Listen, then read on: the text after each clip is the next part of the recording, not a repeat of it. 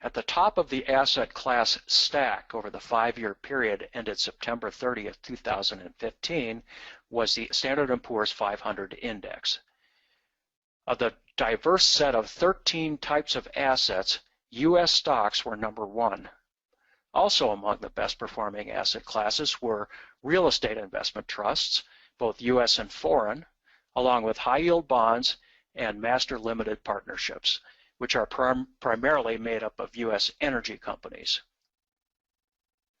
At the bottom of the pack were crude oil indexes and indexes with exposure to commodities and the euro currency.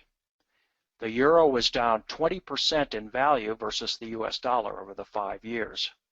Commodity prices have collapsed, which has largely discredited forecasts of a commodity supercycle, a notion popularized in the press that led many pundits to predict that commodity prices would be driven higher and higher for decades due to China's insatiable demand.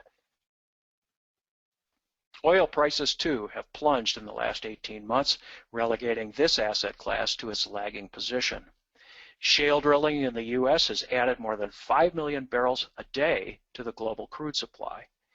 That's been a game changer. It has knocked global supply and demand for oil far out of equilibrium, and this is unlikely to change in the years ahead. As for the bond total return indices, U.S. Treasury bonds, municipal bonds, and leveraged loans all gained 22% or 4.4% per year over the 5-year period shown in this chart. Gold in this period shot up from approximately $1,200 an ounce to $1,800 an ounce before settling in at its recent level of about $1,068 per ounce. What caused this wild ride?